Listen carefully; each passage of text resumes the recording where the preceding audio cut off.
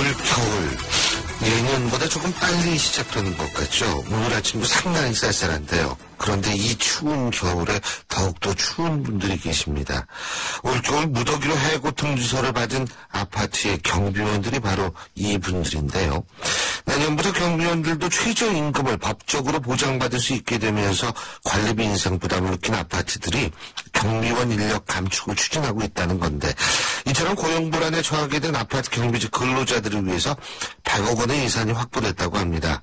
100억 원의 예산 과연 어떻게 쓰면 이들 아파트 경비직 근로자들을 위해서 쓰일 수 있을까요?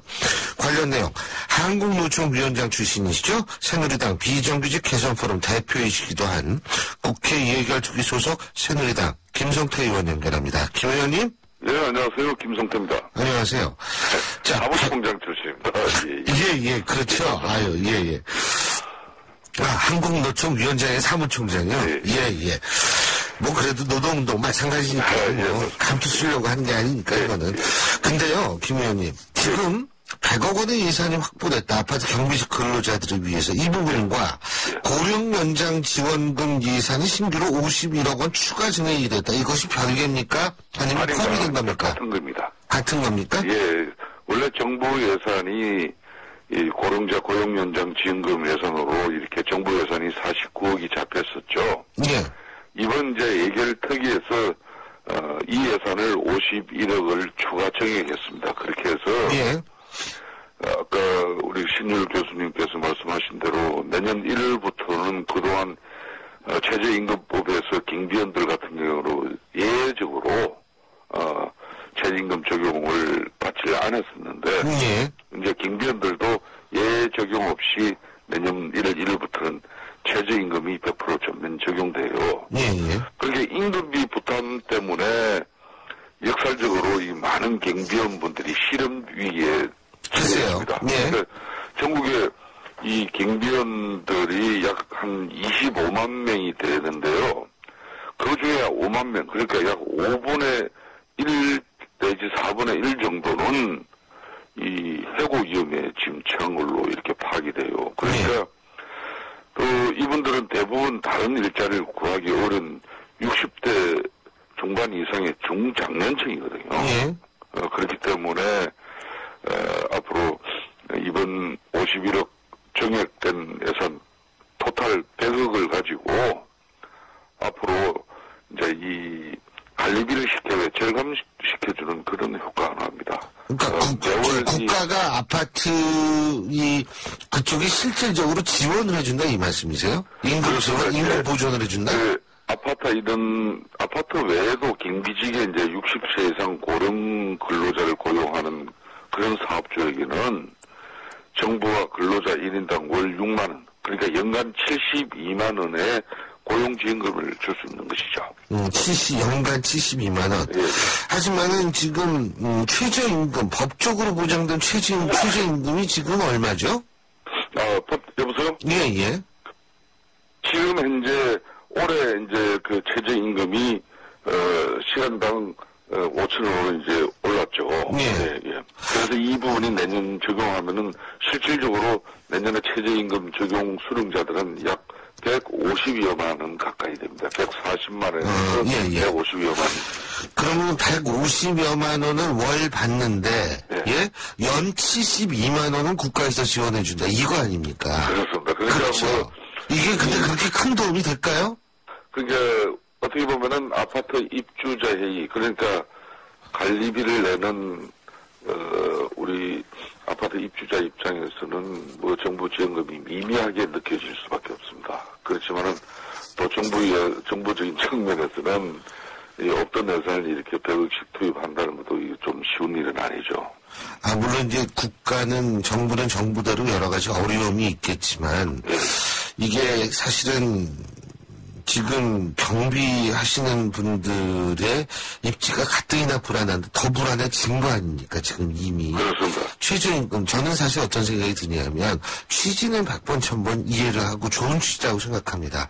최저임금을 보장한다는 것은. 그런데 과거에 왜 비정규직 2년 후면은 정규직 되게 한 다음에 그거 있었지 않습니까? 네. 그게 아마 제 기억으로 노무현 정권 때부터 됐을걸요? 그렇죠? 그렇습니다. 비정규직 도입은 노무현 정부에서 도입됐죠. 그러니까 이게요. 그 취지도 뭐 좋은 취지였겠습니다만 실질적으로 뭡니까?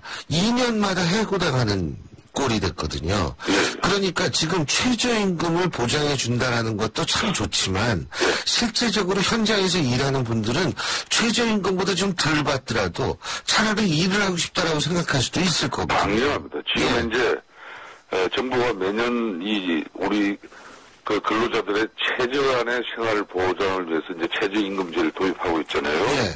이 최저임금 같은 경우 올해 지금 현재 2014년 같은 경우는 시급으로 하면 한 5,200원 정도 돼요. 예. 예.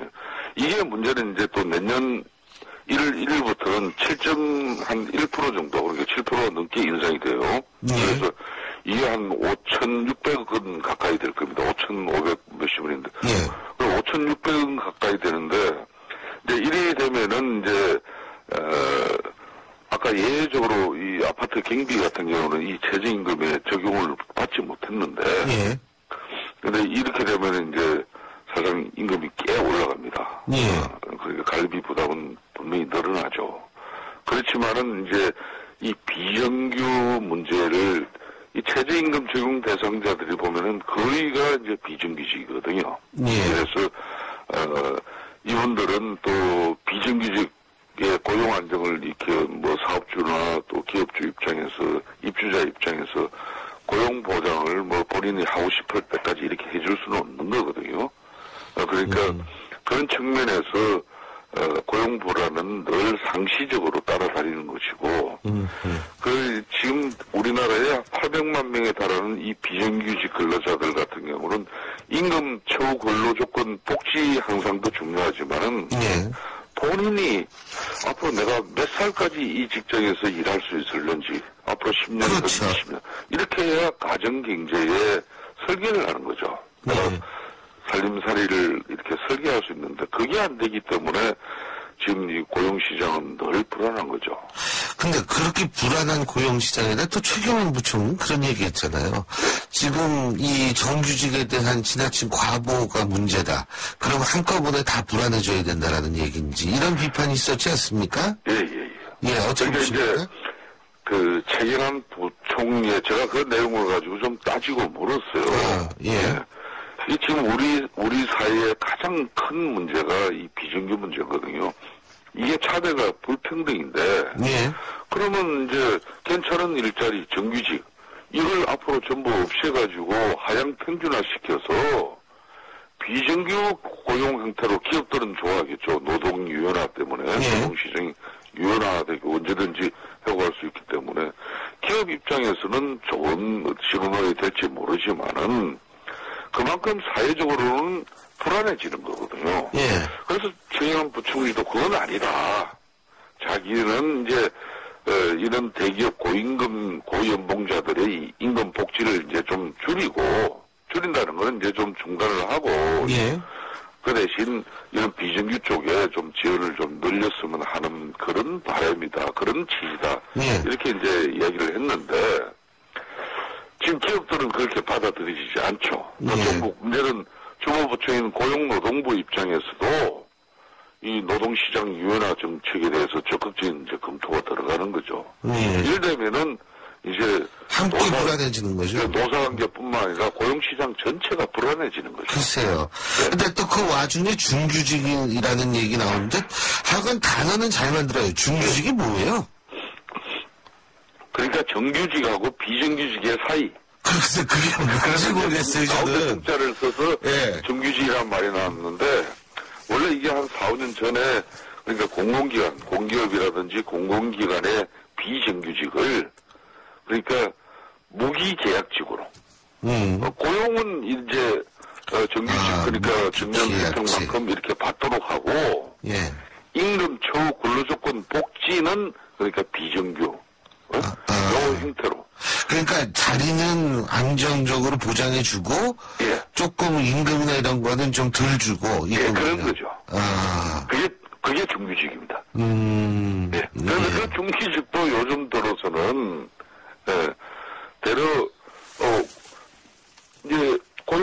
개선된다 그러지만 실생활에 삶의 질이 이제 전혀 개선되지 않으니까 예.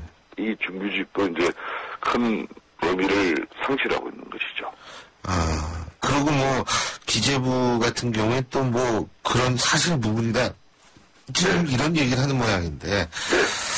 아, 그리고 또 고용노동부 장관이 뭐 비정규직 계약 기간을 2년에서 3년으로 늘리자는 방안을 얘기했다고 하는데 이 2년마다 해고해서 1년 늘어난 거네요, 그래도. 네, 그렇습니다. 예.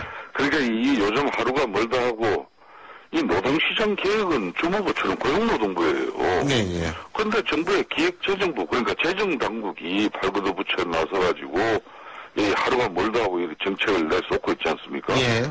이 국민들을 대상으로 간보기 하는 것처럼 느껴지는 일이 잦아요, 이게. 예. 언론을 통해서 설정 흘려서 이게 여론의 반응도 떠보고 또 안 좋다 싶으면 사실무근이라고 이렇게 발뺌하는 태도, 이 국민들 어찌 보면은 신뢰가 얻기 그렇죠. 어려운 거거든요. 그래서 노동시장의 계획에 대한 내용이 고용노동부 아니라 기획재정부 쪽에서 계속 흘러나오는 것은 즉각 중단되어야 됩니다. 예. 네?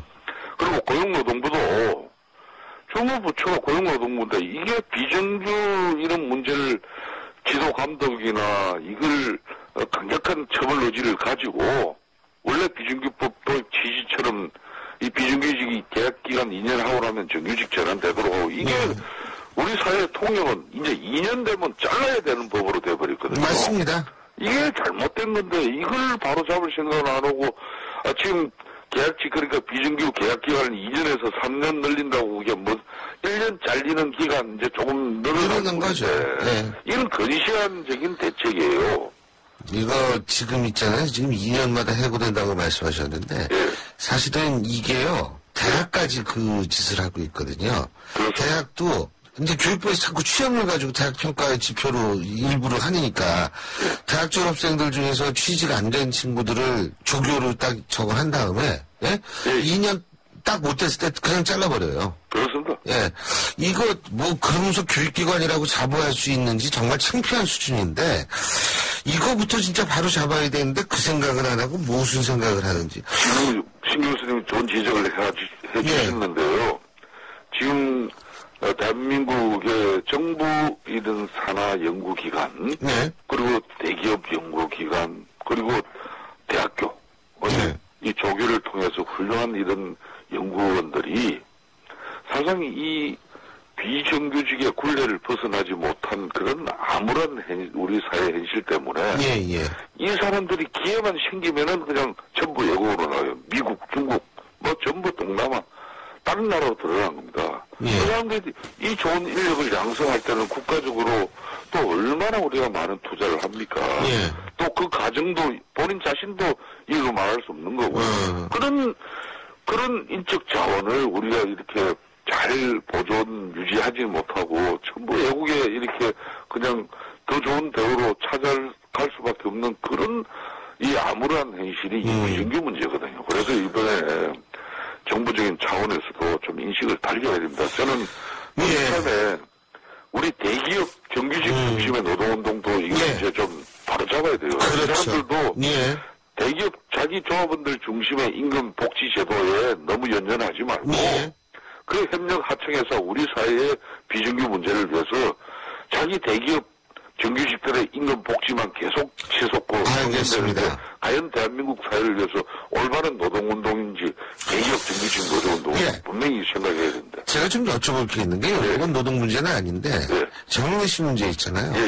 이게 너무 일찍 터진 거 아니에요? 보통 이명박 정권 때도 비선이라고 얘기를 한다면 이상득 씨라든지 뭐 이런 쪽 이 비선 문제가 있었지만 이거 집권 2년 차에 이렇게 터지는 거 이거 심상치 않은 거 아닙니까? 어떻게 보십니까? 아주 안 좋은 일이죠. 아니, 국민들 입장에서 보면은 경제도 그렇고 먹고 사는 문제 연말해는 다 넘어가고 얼마나 마음이 지금 싱숭생숭하고 어렵습니까? 그런데 뭐 쉽게 말하면 건부인 그런 청와대 옛날 궁중비사에나 나올 법한 이런 안토하고 며칠째 뉴스를 계속 보게 되는데 이 자체가 참 우리 국민들을 힘들게 하는 거예요. 그러니까 이번 이 국정개입 의혹부터 청와대 청와대 문건 유출 경위에 이르기까지 검찰에서 지금 신속하게 수사를 하고 있는데 예. 실체적 진실을 명확하게 밝혀서 예. 이렇게 한마디로 청와대가 어디입니까? 대한민국을 움직이는 중심 예. 아닙니까? 그게 쉽게 농단당하고 예. 또 그런 국가가 최고 권력의 어떤 의사결정 판단의 비선이 또 존재하고 있다면 이런 거 전부 이번에 다 맞습니다. 해야 될 거예요. 그런데 일각에서는 바로 그 농단당한다는 표현을 쓰셨는데요. 예, 예. 바로 청와대도 제대로 장악을 못하고 있다. 권력의 핵심이. 그렇기 때문에 레임덕이 이미 시작된 것 아닌가라는 지적이 있습니다. 동의하십니까? 저는 뭐 레임덕까지는 아직까지 동의를 하지 않습니다만은 대한민국 사회가 전반적으로 다 민주화돼 있고 민주주의가 깊게 뿌리를 내리는 이 마당에 이건 청와대 공직기강의 문제예요. 예. 공직기강이 무너진 어떤 이 최고의 어떤 장악이 안 된 거죠. 그러니까 이거는 상식적으로 납득이 안 되는 일인데 이런 거 바로 잡아야죠. 그래서 신 교수님 지금 말씀대로 국민들이 레임덕 걱정은 벌써 집권 2년차 하고 있는 대통령한테 레임덕 걱정하는 나라라 그러면은 이게 정상적인 나라입니까? 맞습니다. 예. 그리고 노동 문제, 비정규직 문제 좀 신경을 많이 써주십시오. 오늘 말씀 여기까지 듣죠. 고맙습니다. 예, 감사합니다. 예, 예. 지금까지 새누리당 김성태 의원이었습니다.